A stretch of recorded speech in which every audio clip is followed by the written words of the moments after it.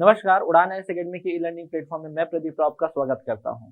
आज हम देखने वाले हैं भारतीय इतिहास के रिवीजन श्रृंखला में तीसरा वीडियो। इस वीडियो में हम देखेंगे जो हमारा टॉपिक है भाग 3, जिसमें हम प्राचीन भारत के महत्वपूर्ण सेक्शनों का अध्ययन करेंगे और कुछ एमसीक्यू सॉल्व करेंगे। तो देखिएगा, आज तक अगर देखा जाए हमारा 2 वीडियो आ चुका है। एक आया था 26 तारीख को, दूसरा 28 तारीख को और आज है 30 तारीख। ठीक, तो 30 तारीख को आज हमारा तीसरा वीडियो आ रहा है। इस वीडियो में जाने से पहले हम काम करेंगे, जो पिछले जो वीडियोस है उनसे रिलेटेड हम एमसीक्यूज भी सॉल्व कर लेंगे और फिर उसके बाद देखेंगे कि तीसरा जो भाग है इसमें कौन कौन से टॉपिक शामिल हैं और इस टॉपिक से कैसे प्रश्न आए हुए हैं। तो देखिएगा, बढ़ते हैं प्रश्न की ओर। और प्रश्न है हमारा पहला, वो लिखा हुआ है सूची 1 को सूची 2 से सुमिलित कीजिए और सूचियों के नीचे दिए गए कूटों की सहायता से सही उत्तर का चयन कीजिए। अब देखिए, युगल समाधि की अगर बात करें, अगर आपने सिंधु घाटी सभ्यता पढ़ा होगा तो ये आपको मिलता कहाँ से? लूथल से। अग्नि वेदिकाएं वो मिलता है कहाँ से? कालीबंगा से। कर्मकारों का निवास, तो अभी देखते हैं कर्मकारों का निवास ऐसे दिमाग में तो कोई आया नहीं है, लेकिन आप देखिएगा मनकाकारी जो होता था चौहुदुड़ में। तो 3 आपके मैच कर चुके हैं। तो ए का 3, ए में 3 एक ही जगह 2 जगह दिख रहा है तो यहाँ हो सकता है।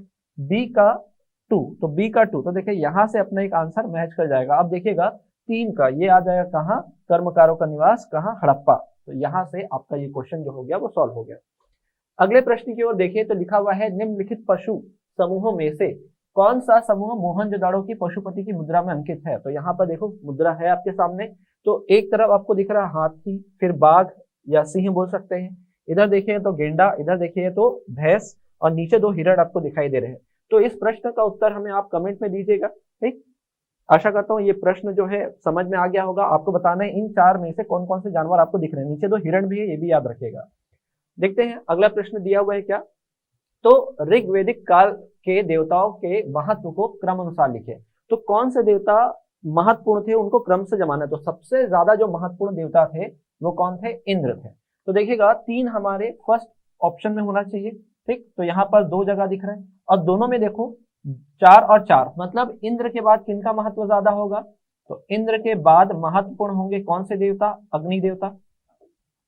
अब आपके पास 2 ऑप्शन है, या तो पहला क्या होना चाहिए? 2, या तो पहला 1 होना चाहिए। अब देखिएगा आपके सामने 2 ऑप्शन लिखे हुए हैं, सोम देवता और कौन से? वरुण देवता। तो आपको पता है 9वां मंडल पूरा का पूरा सोम देवता को समर्पित है, इसलिए आप क्या करें? सोम देवता को पहले लिखें और इसके बाद क्या हो जाएंगे? वरुण देव। तो देखिएगा कौन सा ऑप्शन आपके साथ मैच करेगा? 3 4 1 2। तो 3 4 1 2, तो ये आपका डी में जाएगा आंसर। ठीक है, अगले प्रश्न की ओर देखें तो यहाँ लिखा हुआ है वेदांगों में किनका समावेश किया गया है। तो वेदांग क्या है? तो वेदों को पढ़ने और समझने के लिए कुछ शब्द और उनके उच्चारण की सही व्याख्या बताई गई है। और ये वेदांग जो है कितने हैं? 6 हैं और इनकी तुलना जो है शरीर के अंगों से की गई है, जिसमें शामिल क्या है? कल्प है, शिक्षा है, निरुक्त है, व्याकरण है, छंद और ज्योतिष है। यही आपका क्या है? पहला आंसर है, मतलब यही आपका आंसर है। बाकी ब्राह्मण ग्रंथ तो अलग है, अरण्यक भी अलग है। यहाँ पर देखें तो उपनिषद भी इसमें शामिल हो जाता है, आपके श्रुति साहित्य में शामिल रहता है। तो इस प्रश्न का उत्तर याद रखिएगा एक। बढ़ते हैं अगले प्रश्न की ओर। अगला प्रश्न लिखा हुआ है क्या? सूची 1 को सूची 2 से सुमिलित कीजिए। अब देखिए यहाँ पर सुपिटक, विनय पिटक, अभिधम पिटक ये लिखा हुआ है और दूसरी तरफ लिखा हुआ उसमें संबंधित जो जानकारियां हैं। अगर आप सुपिटक पढ़ते हैं तो इसमें क्या लिखा हुआ है? पूरा का पूरा सिद्धांत लिखे गए हैं कहाँ के? तो बौद्ध धर्म के।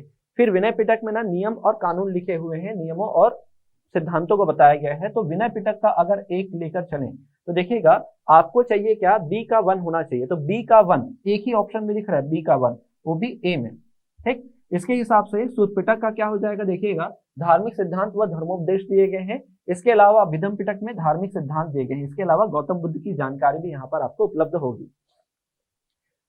बढ़ते हैं अगले प्रश्न की ओर। अगला प्रश्न हमारे सामने लिखा है स्याद व्याद का अर्थ क्या है। देखिए, इससे पहले जब हमने ये क्वेश्चन सॉल्व किया था, ठीक है, जब हम इस टॉपिक में थे पहले वीडियो में, तो वहां पर ये बस पूछा गया था स्याद व्याद जो है किस धर्म से संबंधित है। तो आपने आंसर लिया था जैन धर्म। अब यहाँ पर पूछा गया स्याद व्याद का अर्थ क्या है। स्याद का मतलब याद रखिएगा सत्य और वाद का मतलब कहना। तो सत्य कहने के जो तरीके बताए गए हैं उसको स्यादवाद कहा गया है। इसके कुल 7 तरीके हैं, ठीक, अलग अलग तरीके, इस कारण इसको अनेकांतवाद भी बोलते हैं और कुल 7 तरीके बताए गए हैं, इस कारण से सप्तभंगीय सिद्धांत भी कहते हैं। तो देखिएगा सत्य के अनेक पहलू, इसका आंसर हो जाएगा आपका बी। आगे बढ़ते हैं, अगला प्रश्न हमारे सामने लिखा है निम्नलिखित 4 स्थानों में हुई बौद्ध संगीतियों का सही कालानुक्रम लिखिए। तो सबसे पहले जो बौद्ध संगीति होती है 483 में, ईसा पूर्व में, फिर 383 ईसा पूर्व में, फिर उसके बाद होता है 250 के आसपास, 251 में अशोक के समय, फिर चौथा बौद्ध संगीति जो होता है वो प्रथम शताब्दी में होता है, प्रथम शताब्दी ईस्वी में, प्रथम शताब्दी ईस्वी में ये क्या होगा, सम्मेलन का आयोजन होगा। तो पहला कहां होता है, राजगृह में, पहला होता है राजगृह में, दूसरा होता है कहां, तो वैशाली में, फिर होगा पाटलिपुत्र में, और फिर उसके बाद होगा कुंडलवन में, कुंडलवन। तो देखिएगा पहले आपका राजगृह आना चाहिए, मतलब ऑप्शन में क्या आना चाहिए, 2, फिर वैशाली 1, फिर उसके बाद आना चाहिए पाटलिपुत्र 4, और फिर उसके बाद आना चाहिए क्या, कुंडलवन 3, मतलब 2143। तो ये आपका आंसर हो गया क्या, इसमें डी। बढ़ते हैं अगले प्रश्न की ओर। लिखा हुआ है क्या, अशोक के कलिंग अभियान का उद्देश्य निम्न में से क्या नहीं था। तो देखिएगा अशोक कलिंग को अपने साम्राज्य में मिलाना चाहता था, ये तो है, सही है, अपने को क्या देखना है, नहीं, पहला तो सही है।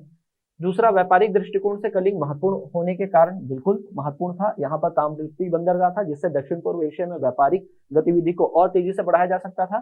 कुछ मुद्दों पर अशोक के आदेशों का उल्लंघन करने के कारण, तो यहाँ के जो शासक है उन्होंने आदेशों का उल्लंघन किया था, ये भी सही है। आपको बताना था गलत, तो यहाँ देखिएगा कलिंग नरेश द्वारा पाटलिपुत्र पर आक्रमण करने के कारण, बिल्कुल नहीं, कलिंग के शासक ने मगध पर या पाटलिपुत्र पर कभी भी आक्रमण नहीं किया है, तो ये क्या है आपका गलत है, तो इसका आंसर होगा डी। बढ़ते हैं अगले प्रश्न की ओर। निम्नलिखित अभिलेखों में से किसमें चंद्रगुप्त मौर्य और अशोक दोनों के नामों का उल्लेख मिलता है। तो अगर लास्ट वीडियो आपने देखा होगा पूरा, तो वहां पर हमने पढ़ा था रुद्रदामन का, जी हाँ याद रखिएगा, रुद्रदामन का जूनागढ़ अभिलेख है, और रुद्रदामन के जूनागढ़ अभिलेख में 4 शासकों के नाम का उल्लेख मिलेगा, जिसमें तो चंद्रगुप्त मौर्य तो होंगे ही होंगे, अशोक होंगे ही होंगे, फिर रुद्रदामन होते हैं, फिर स्कंदगुप्त भी हैं, ठीक। तो रुद्रदामन जी का जूनागढ़ अभिलेख, तो यहाँ पर आपका आंसर होगा क्या, रुद्रदामन एवं जूनागढ़ अभिलेख में इनकी जानकारी मिलती है।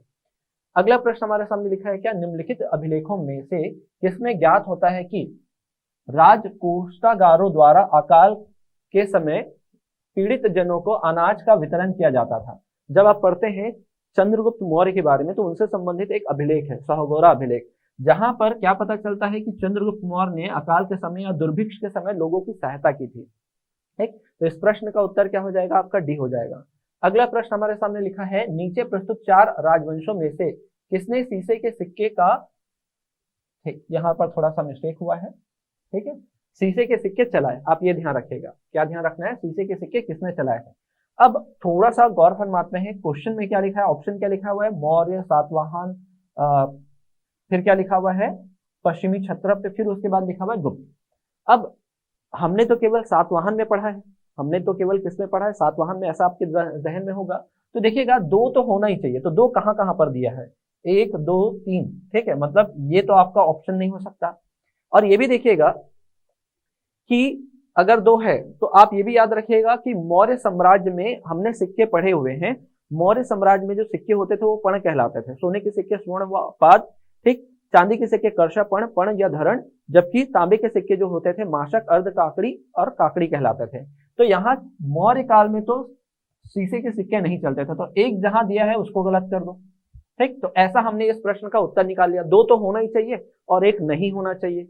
तो इस प्रकार जो आपके प्रश्न का उत्तर आया वो क्या आया, सी, मतलब 2 3 और 4, मतलब सातवाहन, क्षत्रप और गुप्त, इन तीनों ही समय में क्या चलते थे, शीशे के सिक्के चलते थे। बढ़ते हैं अगले प्रश्न की ओर। लिखा हुआ है, गुप्त काल में प्रशासनिक इकाइयों का सही क्रमगत स्तर निम्नांकित में से कौन सा है। तो अगर गुप्त काल आप पढ़ते हैं तो यहाँ प्रांतों को क्या बोला जाता था, भुक्ति कहा जाता था, और भुक्ति के बाद विषय, विषय अर्थात क्या होता था, जिला, जिले का विभाजन होता था पेठ, जो गांव का समूह होता था, और इसके बाद देखते हैं ग्राम। तो यहाँ पर देखिएगा, यहाँ पर होते थे उपरीक या कुमारामात्य होते थे, यहाँ विषयपति, यहाँ पेटपति, और यहाँ मुखिया या महत्तर होते थे। तो देखिएगा भुक्ति, विषय, पेट और ग्राम कहाँ लिखा हुआ है, कहाँ लिखा हुआ है, तो ये पहले ही ऑप्शन में आपको मिल जाएगा। तो ये आपका पहला आंसर है। बढ़ते हैं अगले प्रश्न की ओर। अगला प्रश्न लिखा हुआ है, निम्नलिखित जोड़ों में कौन सा जोड़ा गलत है।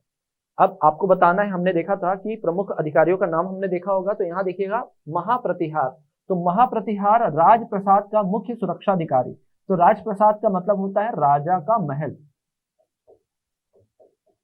महल, तो राजा का महल का सुरक्षाधिकारी महाप्रतिहार कहलाता था, सही है।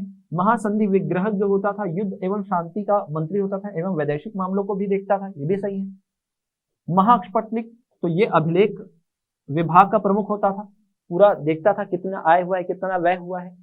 पुस्तपाल, तो पुस्तपाल पुलिस अधिकारी, जी नहीं, पुस्तपाल पुलिस अधिकारी नहीं होता था। यहाँ पर जो पुलिस अधिकारी होता था गुप्त काल में होता था दंडपाशिप। कौन होता था? दंडपाशिप होता था। कौन होता था? दंडपाशिप। अब बढ़ते हैं अगले प्रश्न की ओर। अगला प्रश्न हमारे सामने लिखा हुआ है क्या? फाहियान के विवरण के अनुसार कौड़ियों का प्रयोग किया जाता था। तो भाई हमने पढ़ा है क्या कि फाहियान का आगमन होता है चंद्रगुप्त द्वितीय विक्रमादित्य के समय, और जब ये देखते हैं मध्य क्षेत्रीय गुप्त वंश में आर्थिक क्रियाकलाप, तो ये बताते हैं कि यहाँ के लोग क्या करते थे? कौड़ियों का प्रयोग करते थे। तो कौड़ियों का प्रयोग किस लिए होता था? तो याद रखना है दैनिक लेन देन में होता था। ठीक, तो इन प्रश्नों को आप तैयार करिएगा। अब बढ़ते हैं हम हमारे श्रृंखला की ओर। रिवीजन श्रृंखला में आज हमारा जो टॉपिक है वो क्या है देखिएगा, उत्तर गुप्त काल, जिसमें हम हर्षवर्धन को ही पढ़ेंगे केवल, फिर त्रिपक्षीय संघर्ष, राजपूत काल और दक्षिण भारत के कुछ राजवंश। ठीक, अब थोड़ा सा ध्यान रखिएगा, केवल इस वीडियो को ही देख लीजिएगा, इससे आपका काम बन जाएगा, आपको ज्यादा कुछ देखने की जरूरत नहीं है। अगर देखा जाए तो यहाँ से ज्यादा प्रश्न पूछे ही नहीं गए, तो इस वीडियो में जितना भी जानकारी दी जाए वो आपके एग्जाम के लिए सफिशिएंट होगा, क्योंकि यहाँ से ज्यादा प्रश्न पूछे नहीं गए हैं। और पढ़ना होगा तो आप दक्षिण भारत में जो चेर चोल पांड्य हैं वो जरूर पढ़िएगा, वहां से प्रश्न पूछे गए हैं। हमारा जो पहला टॉपिक है वो क्या है आपका? गुप्त उत्तर काल, और यहाँ पर आप देखने वाले हैं क्या? हर्षवर्धन के बारे में, केवल इसके बारे में हम देखेंगे। तो देखिएगा, जो पुष्यभूति वंश जिसको हम बोलते हैं वर्धन वंश, उसके संस्थापक होते हैं पुष्यभूति। इस वंश में अगर देखें तो प्रभाकर वर्धन जो होते हैं प्रमुख शासक होते हैं, इन्हीं के पुत्र होते हैं कौन? हर्षवर्धन। अब अगर बात करें प्रभाकर वर्धन की कई सारी उपाधियां हैं, जैसे कि परम भट्टारक, महाराजाधिराज, बाण भट्ट के हर्षचरित में भी इनके बारे में बहुत कुछ बोला गया है। इंपॉर्टेंट था इसलिए मैंने इसको यहाँ पर नोट डाउन किया हुआ है, क्योंकि इनको बाण भट्ट ने सिंधुराज, गुर्जर प्रजागार और हुण हरि केसरी के उपाधि से सुशोभित किया है। अब बात करते हैं हर्षवर्धन के बारे में। हर्षवर्धन जब शासक बनते हैं 606 से 647 तक के भी जब शासक रहेंगे, तब ये क्या करते हैं? अपनी राजधानी थानेश्वर से कहां शिफ्ट करेंगे? कन्नौज। कन्नौज वर्तमान में कहां?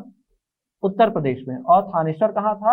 हरियाणा में। ठीक, इन्होंने क्या किया था? जैसे ही सत्ता पर बैठे तो 606 ईसा पूर्व में क्या करते हैं? हर्ष संवत जारी करते हैं। इनका अन्य नाम भी है, जैसे राजपुत्र शीलादित्य, वेनसांग तो इनको शीलादित्य कहते थे। इनकी जानकारियां जो है तीन तीन जगह से प्राप्त होती है। बाण भट्ट की रचनाओं में जैसे हर्षचरित और कादम्बरी, यहाँ पर अभियानों की जानकारी मिलती है, युद्धों की जानकारी मिलती है जो हर्षवर्धन ने किए हैं। इसके अलावा कादम्बरी जो भारत का पहला उपन्यास कहलाता है, इसमें सामाजिक और आर्थिक, सामाजिक और धार्मिक जानकारी के बारे में सूचना मिलती है, जो किससे संबंधित है? हर्षवर्धन से। वेनसांग की सीयूकी में भी जानकारी मिलती है, हर्षवर्धन से संबंधित। इसके अलावा रवि कीर्ति के ऐहोल प्रशस्ति से भी, जिसके अनुसार जो हर्षवर्धन है वो किससे हारे रहते हैं? तो पुलकेशिन, पुलकेशिन द्वितीय से पराजित हुए हैं। कौन? हर्षवर्धन। किस नदी के किनारे? तो नर्मदा नदी के किनारे, आप ये याद रखिएगा, बस इतना ही इंपॉर्टेंट है। कुछ और इंपॉर्टेंट है वो देखिएगा। हर्षवर्धन की कुछ रचनाएं हैं, जैसे रत्नावली नागानंद प्रियदर्शिका। इन्होंने क्या किया था? 643 में 2 धर्म सभाओं का आयोजन कराया। पहला ये कराते हैं कहाँ? कन्नौज में, और फिर आगे कराते हैं कहाँ? प्रयाग में। तो जो कन्नौज में कराए रहते हैं उनके अध्यक्ष रहते हैं वेनसांग, और आगे जो प्रयाग में कराते हैं वो कहलाता है महामोक्ष परिषद। वेनसांग ने भी इसमें क्या किया था? भाग लिया था। यही आगे चलकर क्या कहलाता है? कुंभ का रूप धारण करेगा। इसको 5वां संगीति भी बुलाया जाता है बौद्ध धर्म का। तो ये इंपॉर्टेंट है, जितना इंपॉर्टेंट था मैंने केवल उतना यहाँ पर रखा हुआ है। थोड़ा सा रिवीजन करिए, कॉपी में नोट डाउन करिए, अगर नहीं लिखे हैं तो लिखे हैं तो अच्छी बात है, आपका एक रिवीजन यहाँ से हो गया। अब बढ़ते हैं क्या प्रश्न यहाँ से पूछा गया है। तो देखिएगा, प्रश्न यहाँ पर प्रीवियस ईयर में बहुत ही आसान प्रश्न पूछे जाते हैं। ये जो प्रश्न की प्रकृति हार्ड करने का हुआ है वो 2018-19 के बाद हुआ है, ठीक है, जब हमसे प्रश्न भी नहीं बन रहे थे, ठीक है। तो यहाँ पर जब प्रश्न पूछा गया मैं केवल वो रख रहा हूँ यहाँ पे। अगले वीडियो में क्या करेंगे, इस टॉपिक से दमदार क्वेश्चन बनाएंगे, जिससे आपका क्या हो जाएगा, यहाँ की जो रिविजन होगी वो और अच्छे से हो जाएगी। तो देखिए, हर्षवर्धन का समकालीन बंगाल का शासक निम्न में से कौन था? तो वो था शशांक। तो ऐसा फैक्ट पूछा गया है, बात करेंगे आगे, ठीक। अब पढ़ना है क्या? त्रिपक्षीय संघर्ष। तो त्रिपक्षीय संघर्ष जो है, हर्षवर्धन की जो राजधानी थी वो थी कन्नौज। तो हर्षवर्धन के जाने के बाद कन्नौज पर अधिकार करने के लिए क्या होता है, त्रिपक्षीय संघर्ष होता है। इसमें आपको याद रखना है कि कौन कौन सी शक्ति इसमें भाग लेती है। तो बंगाल के पाल, दक्कन के कौन, राष्ट्रकूट, और पश्चिम भारत के कौन, गुर्जर प्रतिहार। कौन, गुर्जर प्रतिहार, गुर्जर प्रतिहार। ठीक, तो ये इंपॉर्टेंट है। अब देखिएगा, हम पढ़ते हैं राजपूत वंश को। राजपूत वंश के जो संस्थापक होते हैं वो कौन होते हैं, दंती दुर्ग या दंती दोरबन। पहले ये किसके सामंत थे, तो बादामी चालुक्य के सामंत हुआ करते थे। बात करें, इन्होंने हिरण्यगर्भ यज्ञ करा जिसे महादान यज्ञ कहा गया। ठीक, ये इंपॉर्टेंट है और ज्यादा कुछ नहीं पढ़ना है। हाँ, इसमें जो सबसे ज्यादा इंपॉर्टेंट है वो है कृष्ण प्रथम, क्योंकि इन्होंने क्या किया, एलोरा में गुफाओं का निर्माण कराया और वहां पर कौन सा मंदिर बनवाया, कैलाश मंदिर। कौन सा मंदिर बनवाया, कैलाश मंदिर। हालांकि ये जो गुफा है वो सभी धर्मों से संबंधित है, जैसे बौद्ध धर्म, जैन धर्म, हिंदू धर्म, तीनों से। अमोद वर्ष, कला के संरक्षक थे। इन्होंने कन्नड़ भाषा में कवि राजमार्ग और प्रश्नोत्तर मल्लिका की रचना की है। इनके दरबार में दरबारी विद्वान थे जिनसेन, जिनकी रचना थी आदि पुराण, और ये जैन धर्म से संबंधित थे। ठीक है, तो अगर ये जैन धर्म से संबंधित है, इसका मतलब ये याद रखेगा कि अमोद वर्ष जो है वो जैन धर्म को मानते थे। मतलब वो कौन से धर्म को मानते थे, जैन धर्म को मानते थे, जैन धर्म के अनुयायी थे।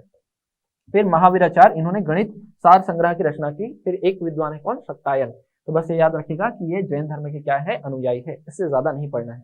अगर बात करें पाल वंश में, तो पाल वंश में देखिएगा, गोपाल याद रखना है, पहले शासक पाल वंश के। इन्होंने बिहार में उदंतपुरी विहार का निर्माण कराया। वही बात करें धर्मपाल के बारे में, तो इनको उपाधि दी गई है क्या, परम सौगात, परम बौद्ध या उत्साही बौद्ध, उत्तरापद स्वामी, ऐसी इन्होंने उपाधि धारण की है। इन्होंने भी 2 बौद्ध धार्मिक केंद्रों की स्थापना की है, जैसे कि एक होगा क्या, विक्रमशिला, और दूसरा होगा सोमपुरी विहार। तो विक्रमशिला विश्वविद्यालय जो है बिहार में है, और सोमपुरी विहार जो है वो कहां पर है, बंगाल में। इनके दरबारी विद्वान है शोद्धल और हरिभद्र। अगर बात करें हम गुर्जर प्रतिहार की, तो यहाँ पर है स्वयं। गुर्जर प्रतिहार में आपको याद रखना है, ये स्वयं को क्या बोलते थे, जो भगवान श्री राम है उनके जो भाई हैं लक्ष्मण जी, उनका ये स्वयं को क्या मानते थे, वंशज मानते थे। इसके अलावा इनकी जानकारी जो है रवि कीर्ति के अहुल प्रशस्ति में भी मिलती है। आगे जाकर देखना है अहुल प्रशस्ति किसका है, हालांकि एक बार डिस्कस कर चुके हैं। इस वंश के संस्थापक है हरिश्चंद्र। वास्तविक संस्थापक बोला जाता है नागभट्ट प्रथम को, क्योंकि इनका सामना किससे होता है, प्रथम मुस्लिम आक्रमणकारी मोहम्मद बिन कासिम से, जिसका उल्लेख जो है ग्वालियर प्रशस्ति से मिलता है। इस वंश में जो महत्वपूर्ण जो शासक है वो है मिहिर भोज। मिहिर भोज ने प्रभास की उपाधि धारण की है, और आदि वराह। अगर इन्होंने आदि वराह की उपाधि धारण की है, तो वराह मतलब क्या है, विष्णु जी। तो यहाँ पर कौन सा धर्म था, तो वैष्णव धर्म था।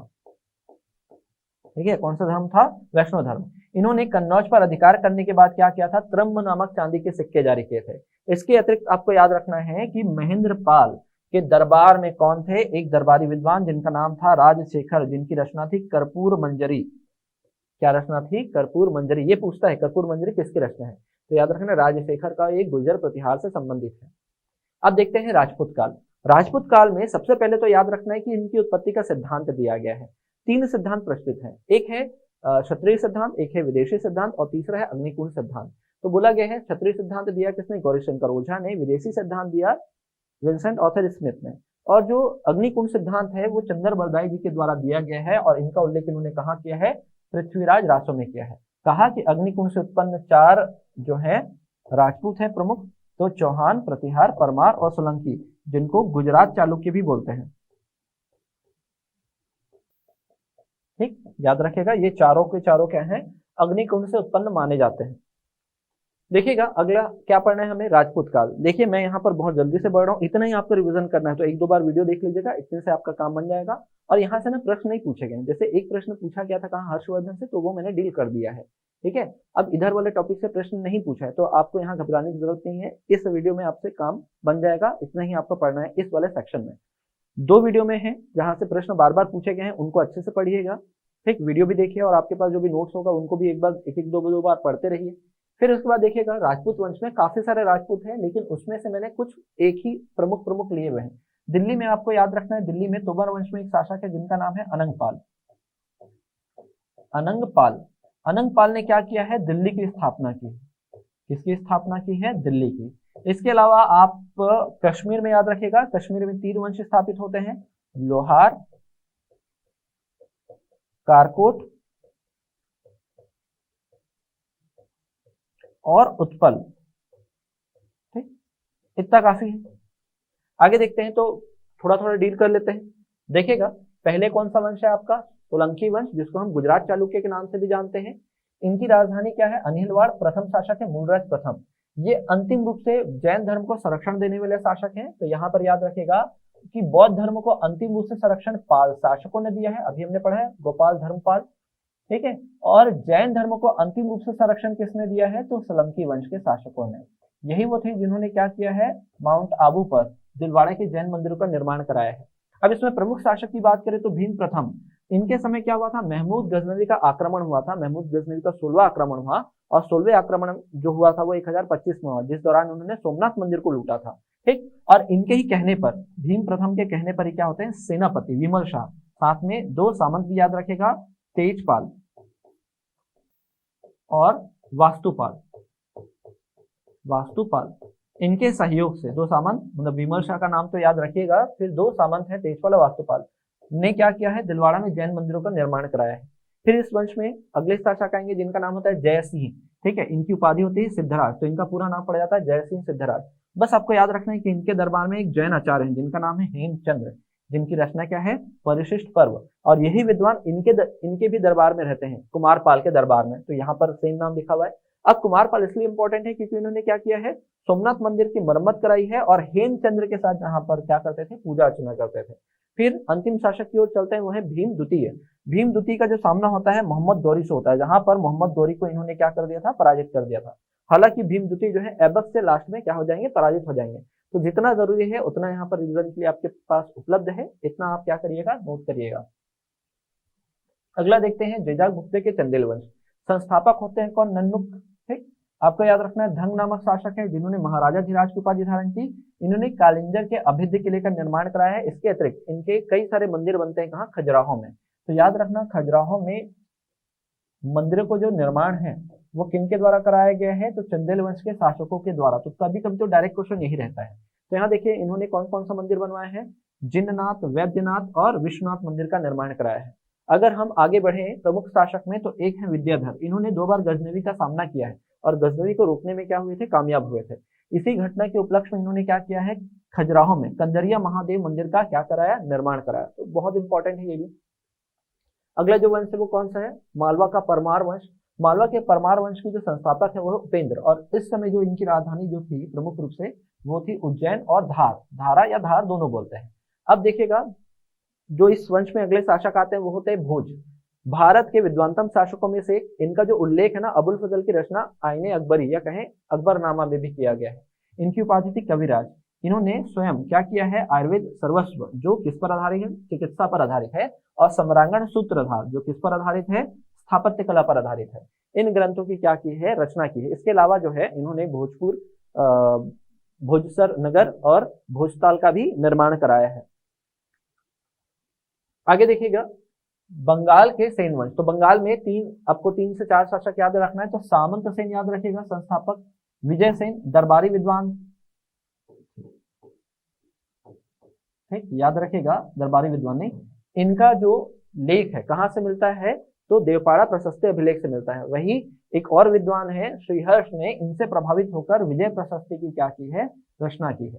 ठीक, फिर बात करें बल्लाल सेन। तो बल्लाल सेन जो है एक बहुत अव्वल दर्जे की क्या है?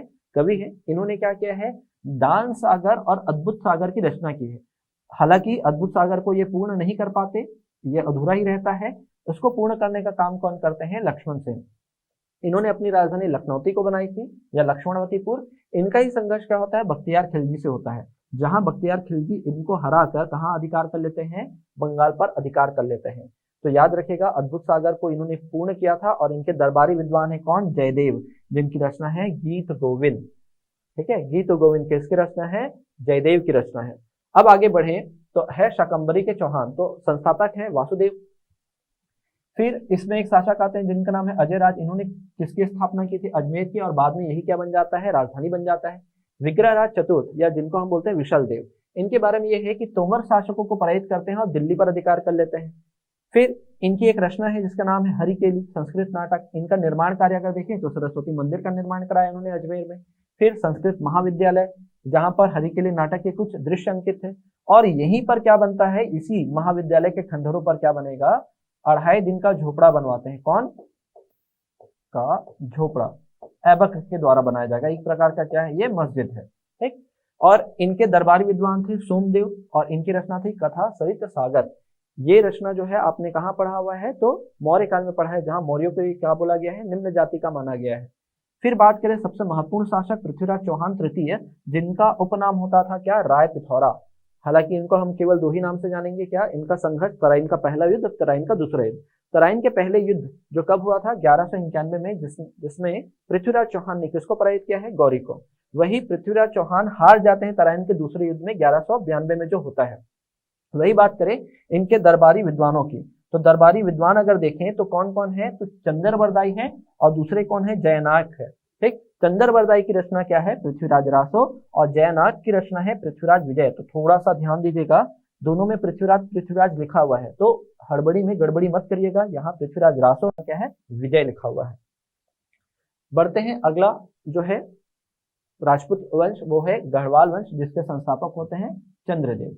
चंद्रदेव के बाद अगर प्रमुख शासक देखें तो जयचंद्र है, इनकी पुत्री होती है संयोगिता, इन्हीं से विवाह होता है किनका, पृथ्वीराज चौहान का, ठीक। लिखा भी हुआ है, मतभेद रहता है इनका। और यहाँ पर संघर्ष आपको याद रखना है, चंदावर का युद्ध 1194 में, जहाँ जयचंद और किनके बीच होता है, गौरी के बीच में होता है, जहाँ जयचंद पराजित हो जाते हैं, गौरी जीत जाते हैं। इस घटना के बाद ही गौरी ने क्या किया था, सिक्के जारी किए थे, और सिक्कों पर एक तरफ मोहम्मद बिन साम लिखवाया, जो इनका दूसरा नाम हुआ करता था, जबकि एक और लक्ष्मी जी का चित्र अंकित कराया। इनके ही दरबारी विद्वान थे श्रीहर्ष, जिनकी रचना थी नैषध चरित और खंडन खाद्य। तो इस प्रकार जो है राजपूत जो काल है, जितना भी इंपॉर्टेंट था सेक्शन, वो मैंने यहाँ पर कवर कर दिया है। अब देखते हैं दक्षिण भारत में, तो दक्षिण भारत में देखिएगा आपको पढ़ना है पहले चालुक्य वंश, फिर पल्लव वंश, और फिर अभी भी बाकी है जिसमें आपको पढ़ना है चेर चोर पांड्य, जो एकदम इंपॉर्टेंट होगा उतना ही डिस्कस करेंगे। अब देखिएगा बदामी चालुक्य, वेंगी चालुक्य और कल्याणी चालुक्य।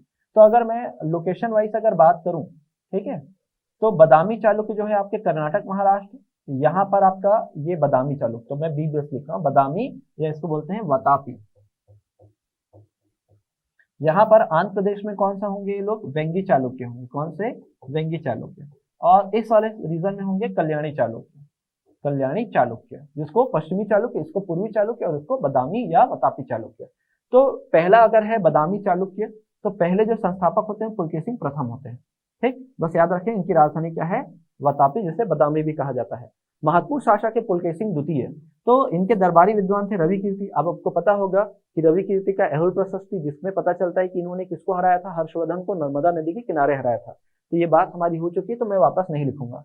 अब देखिएगा पुलकेशिन द्वितीय का ईरान के साथ राजनयिक क्या था, संबंध था, और इसकी जानकारी जो है कहाँ मिलती है, तो अजंता के चित्रों से मिलती है। वही बात करें इनके दरबार में कौन थे, तो वेनसांग आए थे। और चालुक्य शासकों ने क्या किया था, एहुल में लगभग 70 से अधिक मंदिरों का क्या कराया है, निर्माण कराया है। कौन सी शैली में, बेसर शैली में। फिर बात करें वेंगी या पूर्वी चालुक्य, और फिर देखेंगे क्या, कल्याणी या पश्चिमी चालुक्य। तो आपको केवल संस्थापक याद रखना है, केवल संस्थापक कौन है, विष्णुवर्धन, और यहाँ पर है तैलभ द्वितीय। इसमें एक्स्ट्रा इंपॉर्टेंट क्या है आपका, तो इसमें है एक्स्ट्रा इंपॉर्टेंट कौन, विक्रमादित्य षष्ठ। इन्होंने क्या किया था, चालुक्य संवत जारी किया था, और इनके दरबारी विज्ञान है विज्ञानेश्वर, जिनकी रचना है मिताक्षरा, और विल्हण, जिसकी रचना है विक्रमांक देवचरित्र। एक शासक और है सोमेश्वर तृतीय, इन्होंने एक रचना लिखी है जो शिल्प शास्त्र पर आधारित है, और वो कौन सा है, मानसोल्लास। इतना इंपॉर्टेंट है, बस ये 2 पेज अच्छे से पढ़िएगा, चालुक्य में इसके बाहर मत पढ़िए, इतना इंपॉर्टेंट है। अब बात करेंगे पल्लव वंश, तो ये स्वयं को अश्वत्थामा का वंशज मानते थे। संस्थापक थे बप्पदेव। प्रमुख शासक की अगर बात करें तो विष्णुगुप्त। कहा जाता है कि समुद्रगुप्त जब अपना दक्षिण अभियान करते हैं तो अपने 12 शासकों में से एक शासक इनको हराते हैं। महेंद्र वर्मन प्रथम, इनकी रचना है मतविलास प्रहसन और भगवत जज्जुकीयम। तो मतविलास प्रहसन जो है बौद्धों का यहाँ पर उपहास किया गया है, बौद्ध भिक्षुओं का उपहास। अब थोड़ा सा ध्यान रखिएगा, अगर बौद्ध भिक्षुओं का ये उपहास कर रहे हैं, इसका मतलब ये बौद्ध विरोधी होंगे।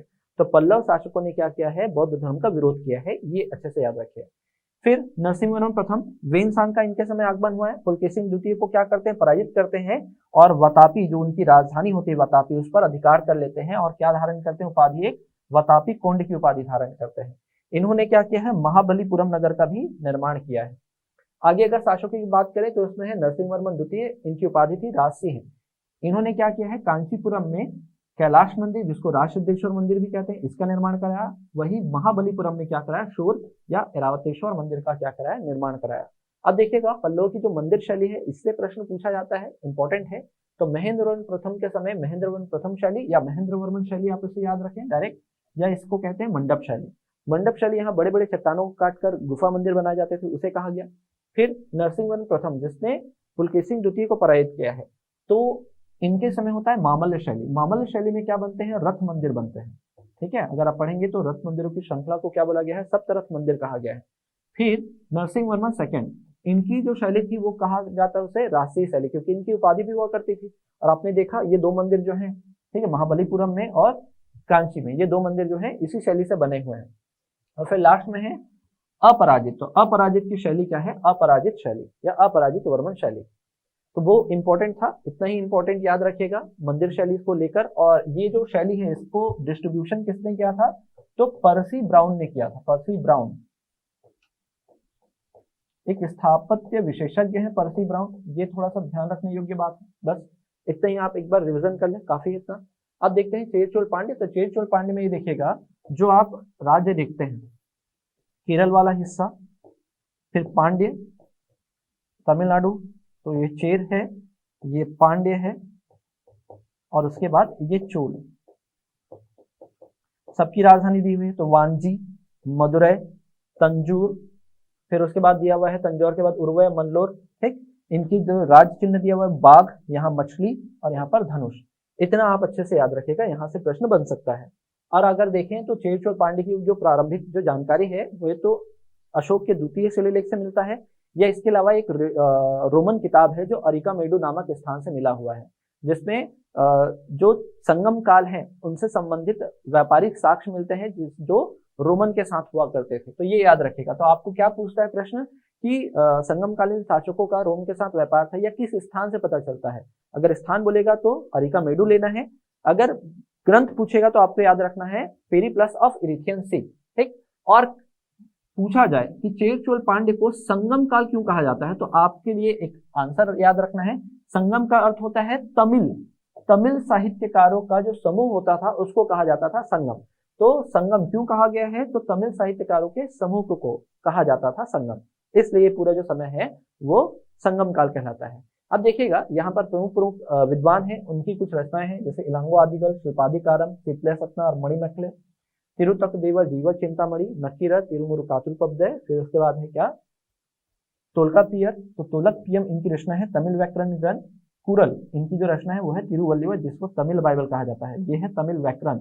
फिर इसको कहा जाता है तमिल ओडिसी, यहाँ पत्नी पूजा का उल्लेख मिलता है। तो ये एक बार इसका स्क्रीनशॉट भी लेकर रख रहा है, रिवीजन करने के समय आपका काम आएगा। आगे अगर देखें तो तमिल सम्मेलन होते हैं, और तमिल सम्मेलनों के जो संरक्षक होते हैं, संरक्षक वो होते हैं कौन, पांड्य। कौन होते हैं, पांड्य शासक। तो पांड्य शासक स्टार्टिंग से ही क्या थे, बहुत ज्यादा शक्तिशाली थे। इनके ही संरक्षण में क्या हुआ था, 3 सम्मेलनों का आयोजन किया हुआ है। कहाँ कहाँ हुआ है, तो ये याद रखना है। पहला हुआ कहाँ, मदुरै में। तीसरा भी कहाँ हुआ, आपके मदुरै में हुआ, तो ये पहले याद रखें। दूसरा कहाँ हुआ, कपाटपुरम में। पहले के अध्यक्ष अगस्त ऋषि, ये वो है जिन्होंने क्या किया है, उत्तर भारत से दक्षिण भारत लाने का श्रेय जाता है किसको, वैदिक धर्मों को। ठीक, इसलिए इंपॉर्टेंट है। तोलकापियर है दूसरे में, जिन्होंने तोलकपियम की रचना की है, जो क्या है, तमिल व्याकरण ग्रंथ है। और उसके बाद तीसरे के जो अध्यक्ष है वो कौन है, नक्कीरर। बस इतना याद रखेगा। और इसका जो संरक्षण था वो किसने किया है, पांड्य शासकों ने। इधर नहीं भी पढ़ेंगे तो चलेगा, बस याद रखना अगस्त्यम ग्रंथ की रचना, बाकी तो ये नाम आप पढ़ चुके हो। अगला देखें तो डायरेक्ट हम पढ़ रहे हैं क्या, चोल वंश। तो चोल वंश में देखिएगा संस्थापक विद्यालय, उसमें भी हम द्वितीय चोल पढ़ रहे हैं, बाकी मैंने चेर और पांड्य हटा दिया है पूरा। ठीक, उपाधि याद रखेगा, नरकेसरी की राजधानी इनका था तंजौर। राजाराज प्रथम या राजराज प्रथम, अन्य नाम इनका याद रखेगा अरिमोल वर्मन, और इनकी उपाधि होती थी शिवपाद शेखर। भारत में पहली बार स्थानीय स्वशासन की शुरुआत कराई थी, और इसकी जो जानकारी है,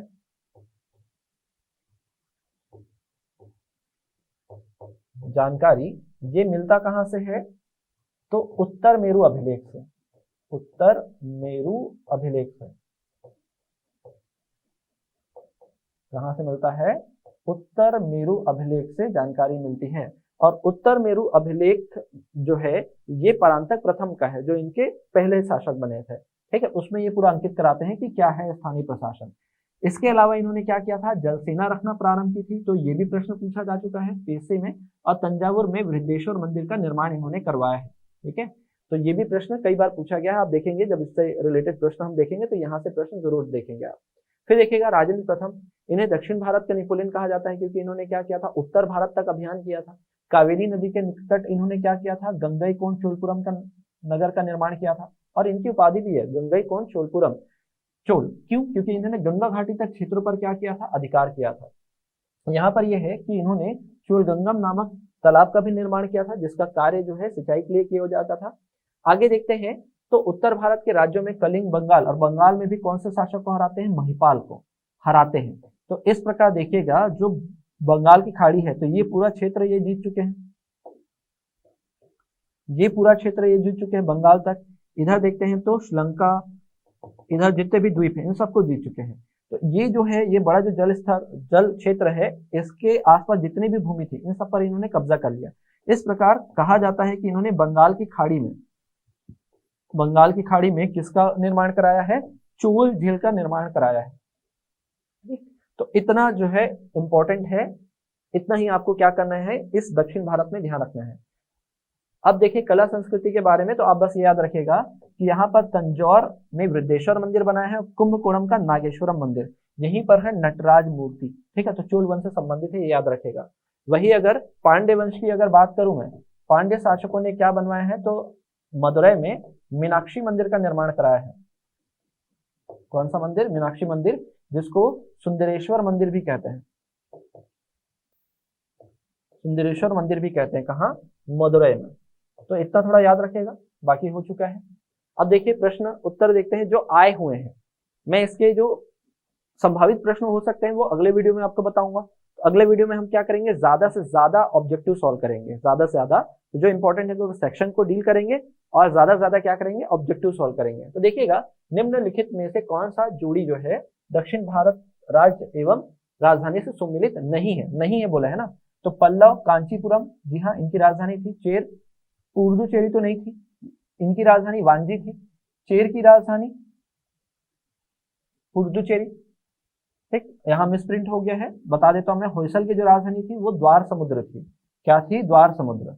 तो यहाँ पर याद रखिएगा ये सही है, यहाँ पर पल्लव का कांचीपुरम सही है, ये ऑप्शन जो हो गया है डबल डबल हो गया, तो मैं इसको सही कर देता हूँ। यहाँ पर होना था चोल, एक ऑप्शन में क्या होना था, चोल, और चोल की जो राजधानी लिया जाता वो लिया जाता क्या, तंजौर।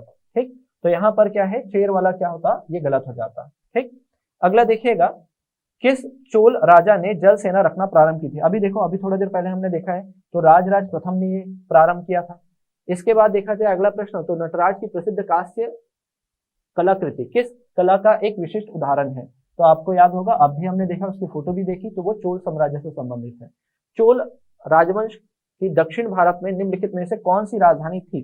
तो दक्षिण भारत में कौन सी थी, तो तंजावुर थी, इसे ही तंजौर कहा जाता है, जहां वृद्धेश्वर मंदिर का निर्माण कराया है राजराज प्रथम ने। अगला प्रश्न, चोल राजवंश की दक्षिण भारत में निम्नलिखित में से कौन सी राजधानी थी। तो ये प्रश्न रिपीट हो गया है, ठीक है, 2 बार एग्जाम में आया हुआ है, ध्यान रखिएगा। फिर मंदिर निर्माण की मामल्य शैली किस राजवंश से संबंधित है, ये हमने देखा अभी, कहा, पल्लव राजवंश से संबंधित है। फिर उसके बाद अंतिम प्रश्न की ओर बढ़ते हैं, लिखा हुआ है क्या, मंदिर निर्माण की मामल्य शैली किस राजवंश से संबंधित है। तो मेरे ख्याल से रिपीट हो गया है क्वेश्चन, ठीक है, 1 मिनट, ठीक, सेम क्वेश्चन आ गया है। अगला प्रश्न हमारे सामने लिखा हुआ है, तमिलनाडु में निम्नलिखित में से किस स्थान पर प्रसिद्ध बृहदेश्वर मंदिर है। तो ये भी हमने देख लिया, तंजौर में ही है, कहाँ है, तंजौर में। तो यहां तक हमारा क्या हुआ, इस श्रृंखला में, रिवीजन श्रृंखला में यहां तक के टॉपिक हमने कवर कर दिया। अगला जो टॉपिक आपको तैयार करना है वो है क्या, मुस्लिम आक्रमण। ये छोड़ दीजिएगा, ये आपको पढ़ना नहीं है। मुस्लिम आक्रमण, उसमें भी बहुत इंपॉर्टेंट ही देखेंगे हम। ठीक, मैं कोशिश करूंगा यहाँ से केवल प्रश्न उत्तर लेके आऊं, यहाँ पर टॉपिक को डील नहीं करूंगा। ठीक, सल्तनत काल में, तो सल्तनत काल में आप देखिएगा साहित्य विभाग, सिक्के किसने बनाए हैं। हम क्वेश्चन भी ऐसे ही लेके आएंगे जिसमें इस टाइप के क्वेश्चन रहेंगे जिसमें आपको डाउट हो और वो डाउट आपका क्लियर हो जाए। बाकी पूरे टॉपिक को अपन डील नहीं करेंगे। वैसे ही मुगल काल में भी मकबरे कहाँ पर है, सिक्के कहाँ पर है, कौन सा युद्ध कब हुआ था, प्रमुख युद्ध, उनका सीक्वेंस, ये सब डील करेंगे। ठीक है, तो हमारा जो, ठीक है, बोला गया था कि हम 3 वीडियो लेके आएंगे प्राचीन भारत से, तो आज तीसरा वीडियो खत्म हो गया है। ठीक, अगले वीडियो के लिए तैयार रहें। अगला वीडियो कब आएगा आपका? 1 तारीख को आएगा। तो 1 तारीख से आपका नया शुरुआत होगा जिसमें आप मध्य भारत के इतिहास पढ़ेंगे। तो आशा करता हूं इस वीडियो में भी आपको अधिक से अधिक जानकारी मिली होगी जिससे आपका तैयारी और अच्छे से हो सके। ठीक, अगर कोई सुझाव है तो जरूर पेश करिएगा। मिलते हैं ऐसे ही वीडियो के साथ, तब तक के लिए धन्यवाद।